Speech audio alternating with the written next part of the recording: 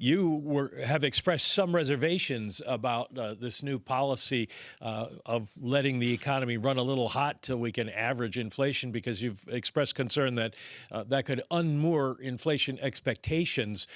Do you think that the Fed, in particular Jay Powell, over the last couple of weeks and with his address on Friday, maybe put a little bit of those concerns to rest by emphasizing the fact that the Fed is going to stay focused on inflation? Somewhat, but I think the Fed's in a tough spot. The danger that they face from this inflation surge, we have inflation on a 6-month basis higher than it's been since 1983. The danger is that persists. Rob Kaplan was talking on Friday about the extent to which businesses were reporting that they expect these supply constraints to continue. But then beyond that, getting embedded in inflation expectations. And I think that's the real key risk that the Fed is running these days. So I was glad to see that Powell address that in his remarks on Friday. He's done that elsewhere as well, trying to assure the public that, yes, if inflation persists at a high level, we have the tools to deal with that. But it's somewhat like a friend of mine likened it to,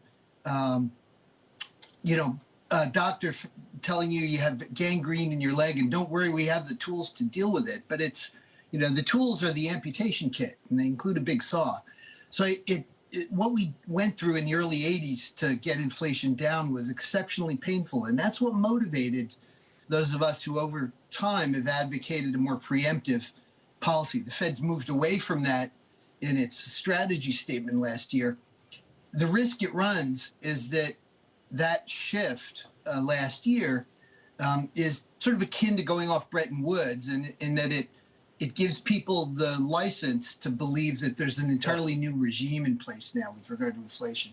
In terms of tools, one of the papers presented on Friday at Jackson Hole suggested that R-star, the level of interest rates that would be neutral, is much lower than it had been. So does the Fed really have tools? Can they raise rates and cut off inflation without sending the economy into recession?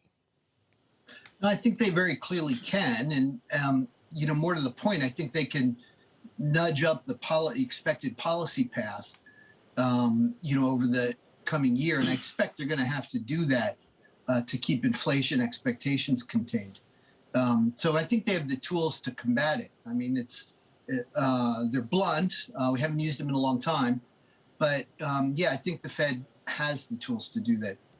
If they let me put it this way. Can they go back to jaw, to paraphrase Winston Churchill, and jawbone the economy into place? Or is it going to take action to get Wall Street's attention? No, I think actions have always spoken louder than words in this. Throughout the 70s, the Fed loudly proclaimed its opposition to inflation and its desire to have inflation be lower. It just didn't take the actions to back that up until Volcker in 1980 and 81 started letting interest rates rise and engineered the recession that brought inflation expectations down. Jeff Lacker, Tom Keene, good morning to you. You mentioned the preemptive nature of a theory and that Richmond is led on that. I think of the late Marvin Goodfriend with a cause for concern over inflation, the whole shadow open market committee, what we saw out of Carnegie Mellon as well.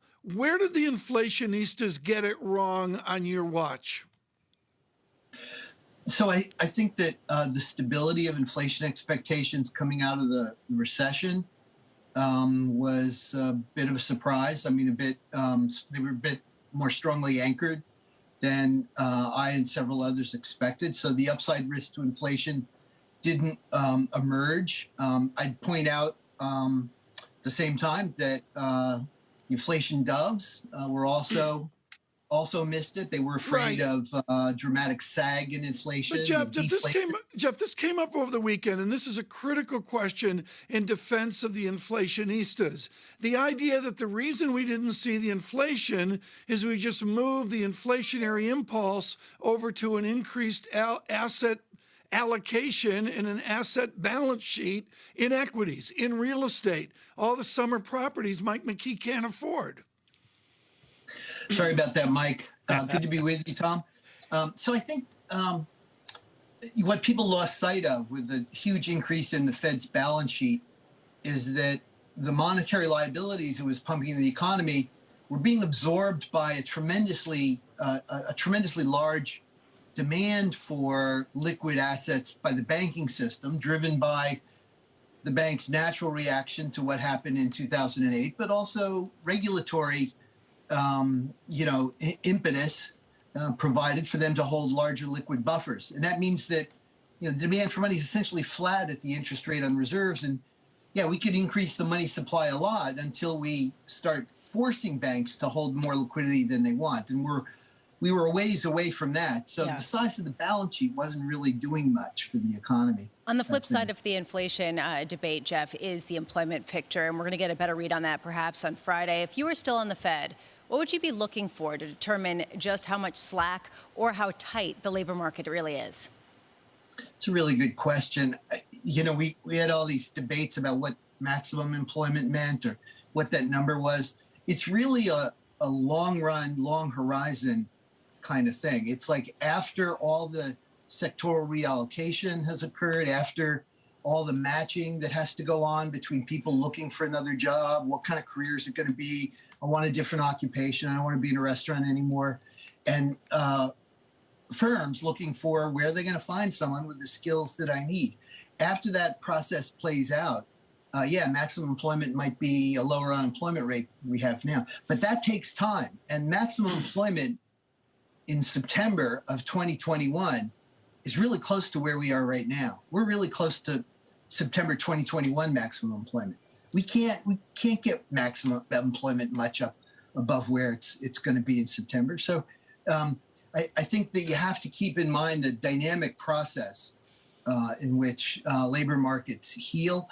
Some recent research by Bob Hall and Mariana Kudliak in that regard is painting a very different picture of labor markets. You think of the unemployment rate as shooting up in a recession, coming down, but it looks like it just comes down at the same pace every expansion.